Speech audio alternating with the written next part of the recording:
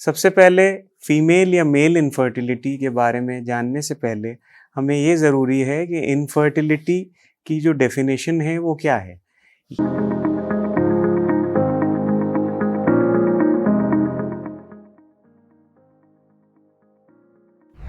Hello everyone, मैं doctor Debashish सरकार, gynaecologist और फर्टिलिटी स्पेशलिस्ट, सरकार हॉस्पिटल, आज सभी को इनफर्टिलिटी, स्पेशली फीमेल इनफर्टिलिटी के बारे में डिस्कशन करूंगा और उसके ट्रीटमेंट ऑप्शंस भी डिस्कस करूंगा। सबसे पहले फीमेल या मेल इनफर्टिलिटी के बारे में जानने से पहले हमें ये ज़रूरी है कि इनफर्टिलिटी की जो डेफिनेशन है वो क्या है।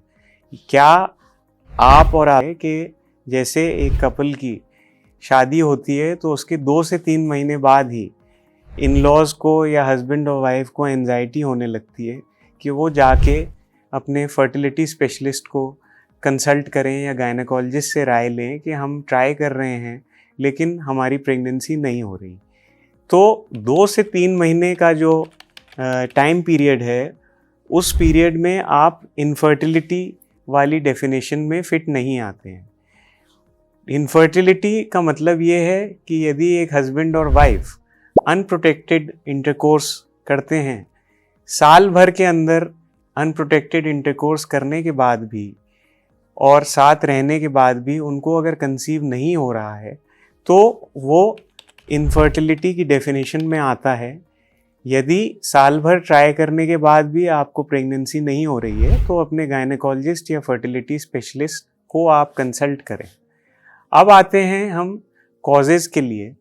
जो कॉजेज़ हैं, स्पेशली फीमेल इनफर्टिलिटी, जो महिला में कॉजेज़ होते हैं, वो सबसे जो मुख्य ऑर्गन है फर्टिलिटी के लिए वो है महिला का यूट्रस या बच्चेदानी जिसको बोलते हैं। साथ ही में जो नले होते हैं या ट्यूब्स बच्चेदानी के साथ अटैच्ड होते हैं और ओवरीज होती हैं, और एक और स्ट्रक्चर होता है जो कि सर्विक्स या जो बच्चेदानी का माउथ होता है। तो ये सारे जो स्ट्रक्चर्स हैं, इनमें अगर कोई एबनॉर्मेलिटी होती है तो अक्सर इनफर्टिलिटी की परेशानी होती है। और इस कॉजेज़ के बारे में हम डिटेल्ड अपने अगले वीडियो में डिस्कस करेंगे। इनफर्टिलिटी से रिलेटेड कोई भी क्वेश्चंस आपके रहते हैं तो हमारे कमेंट सेक्शन में आप पूछ सकते हैं।